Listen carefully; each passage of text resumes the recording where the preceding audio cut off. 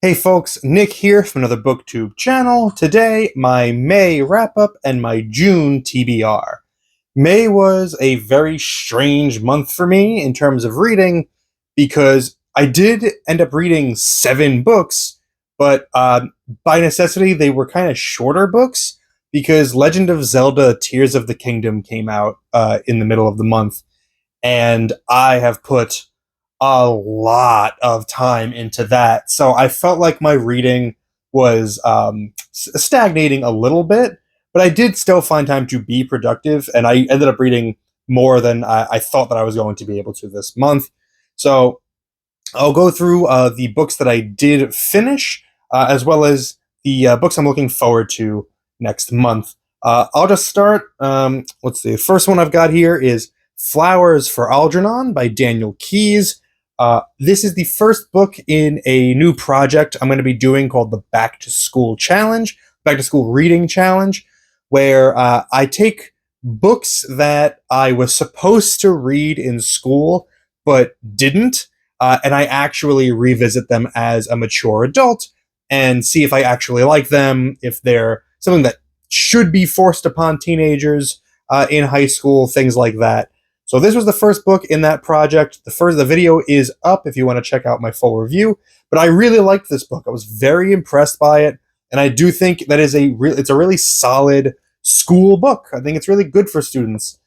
So yeah, really liked Flowers for Algernon as the first in that series. I also read this month Have Spacesuit Will Travel by Robert Heinlein. This was me revisiting Heinlein after many years, and I wasn't too impressed by it. It was very much just like it was honestly a little boring. It's very much of its time, the way that it's written. It's a little too dry, and I feel like a story like this has been done better since this book came out in the 50s. So it's kind of neat for the time period, but I think, I have a full review of it up if you're interested in more, but just an okay book. Didn't really love that one. Let's see what else I have. I also read Mine by Robert McCammon, and I loved this book. I think in my video review of it, I gave it an 8 out of 10. My arbitrary review was 8 out of 10, and that is too low. I think I should have done maybe an 8.5, maybe even a 9, because this was such a great, tense, edge of your seat thriller, and I declared in my review that because of this book, I can now confirm Robert McCammon is one of my favorite authors ever, and I cannot wait to read more of his stuff. I really enjoyed this one. I think McCammon needs to be more known. I've spoken to a lot of friends who don't even know that he exists, and I find that devastating because I've loved everything I've read by him. Next up, I also read The Machineries of Joy by Ray Bradbury. Bradbury is my favorite author of all time right now. And this was something that I had not read. This is also not in print anymore. This is a collection of 21 short stories by Bradbury. It's pretty solid. It's hit and miss like a lot of short story collections are. There are some really good ones in here. There are also some ones that made me scratch my head and were just not his best. I'll leave it at that. So this one, I wouldn't say go out of your way to find, but if you ever see it in a used bookshop for a couple bucks, pick it up. Pretty neat. Just to see some more Bradbury that isn't widely printed anymore. I also read a book on my Kindle called Day of the Mummy by Derek Heath.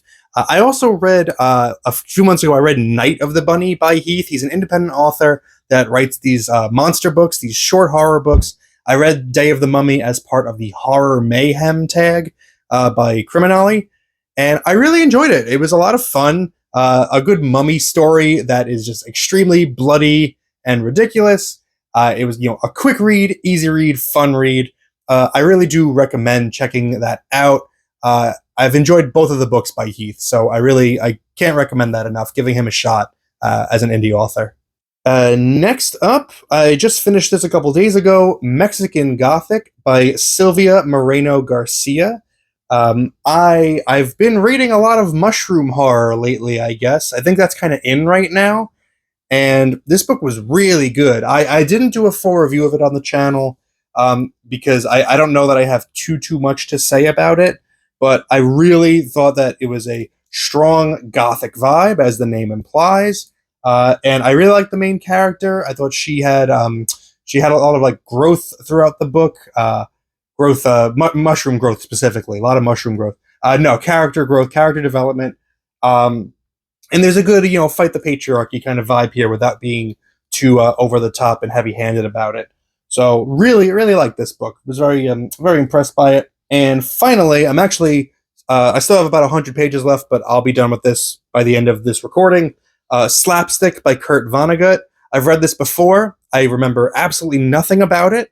So it's basically like a first time reading through. And I'm enjoying it so far. It's definitely not my favorite of Vonnegut's that I've experienced. I remember that from the first time. All I did remember was that it was just like okay. And right now I'm like, yeah, this is okay. A couple good lines, once in a while, but we'll see how it wraps up. And that's it. That makes 7 books. I did complete all 5 that were on my TBR. The first 5 that I listed here were my actual TBR for May. So I succeeded with that, and I exceeded it by also reading Mexican Gothic as well as Slapstick, which again didn't expect because of Tears of the Kingdom coming out. I really thought my reading was just going to go just tank. As for comics and graphic novels that I read this month, I also succeeded in reading both of the stories that I had on my TBR. The first was Do a Powerbomb by Daniel Warren Johnson. I have a review of this up on the channel. It has not performed well. No one's watching that video. Really, please, guys, this book is so freaking good. This is one of the best comics I've read that come out in modern times in so long. This is fantastic. I am begging you, watch that review, give it a shot. I absolutely love this 100%. I gave it a perfect rating. I gave it a 10 out of 10. So you can't get any better than that. And the other series I had on my TBR was Airtight Garage by Mobius. This is a 4-issue miniseries that Epic reprinted in the 80s. It reprints the original Airtight Garage stories from Heavy Metal magazine that Mobius wrote and drew. It is it is a tough read, I would say. Honestly, it was a little indecipherable, and I did find myself just kind of skipping over huge blocks of the text. Mobius was not a great writer, in my opinion, but his art is absolutely unbelievable. So really just flipping through these and appreciating panel to panel, just something new, a new piece of Mobius artwork to appreciate, was that made it worth it and makes it worth having this collection, with me. Another book, I forgot to grab it, but I finished the first volume of Saga of the Swamp Thing by Alan Moore and Stephen Bissett. I've been reading it as part of my Swamp Thing read-along, which is every Saturday, which is like my favorite thing that I'm recording right now. I absolutely love doing those videos. I think 4 of them have been released as of this recording. And I love them so much, and I really love sharing that series with you guys.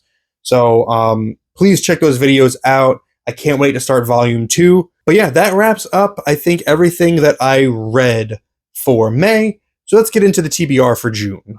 Starting off with some books I plan to read on my Kindle. I'm going to continue my back to school reading challenge with Jane Eyre. I don't know how to feel about it. I remember in high school, I think I may have tried it and I gave up on it. It really didn't appeal to me. It still doesn't super appeal to me, but I'm going to try it out anyway. That's part of the project. That's part of the fun. So we'll see how that goes. I'm also going to be reading another book by that indie author, Derek Heath. He sent me an early copy of his short story collection, Dark Knight, which comes out in June. He sent it to me in exchange for an honest review on Amazon or Goodreads. And if I have enough to say about it, I'll post a video about it as well. But I'm looking forward to that because I have enjoyed the other books I've read by him. And the final ebook I plan to read is called The Fungus by Harry Baker Smith, something like that. I forget the author's name. I'm sorry, but I found it just because I mentioned mushroom horror with Mexican Gothic before, and I read Ghost Eaters recently, and I read What Moves the Dead recently. So this Spore, as I think it's called, is really big right now. But The Fungus is a book from the 80s, so kind of, I guess, the early days of Spore. Looking forward to reading that one. I imagine it's going to be really cheesy, kind of campy 80s horror type stuff, so that should be fun. As for physical books, I'm going to continue with Robert McCammon, my new favorite author, with Usher's Passing. I haven't even read the back of it. That's what I do with these books that I've gotten. I don't even look at the backs. I just start them. This one, I guess, has something to do with the fall of the House of Usher, so I'll give this a shot. Really high hopes for this one because McCammon has not steered me wrong yet. I am also going to read The Eyes of the Dragon by Stephen King. I read this many, many, many, many, many years ago. I remember nothing about it. So I wanted to give it a fresh look with mature eyes. So we'll take a look at this one. I don't even remember if I liked it or not. I don't even have a vague feeling of whether I enjoyed it. So it's going to be a truly new experience. Looking forward to this one. And finally, 6 books on my TBR this month. We'll see how that goes. The Little Sleep by Paul Tremblay. This is another reread, and I haven't read it in a really long time, about 7 years. And the reason I'm picking it up again is because I bought this copy recently when I went to a signing at an event with Paul Tremblay. I bought it at the register, got it signed by him, and I lent it to my mother to read. She likes Paul Tremblay's books. Every time I finish one, I hand it off to her and I say, "Here, read it," and she always likes it. So this is a little bit different. This isn't one of his horror books. It's a detective novel. It's really, I think, his first major published work. And she absolutely loved it. She said, "This is my favorite Paul Tremblay book." And I was like, wow, that's really high praise. I remember liking it the first time I read it, but I don't remember much about it. So I'm giving it another shot because of my mom. Love you, Mom. As for comics and graphic novels, I don't know if I'm going to have a lot of time for extra graphic novels this month. I am going to try to get through Swamp Thing Volume 2, but I bought this recently, and I'm really looking forward to it. It's the first Love and Rockets collection, Maggie the Mechanic. I've never read Love and Rockets before, and it's a blind spot in my comics reading career, and I finally picked up this book. I decided to take the plunge. It's pretty substantial, so that's why I say I'm not sure I'm going to have time to get to other comics this month. But if I can get through this one book, then I'd be happy. If I get through this early, I might try to start the Goon Volume 4 as well, but really, really excited to start Love and Rockets. So that's it for my June TBR. We got 6 books. We got 1 big comic book. Let me know what you guys plan to read in June. How did your May go? Did Legend of Zelda Tears of the Kingdom also completely screw over your reading plans? Let me know in the comments. Thank you very much for spending some time with me today, but now it's time to get back to reading.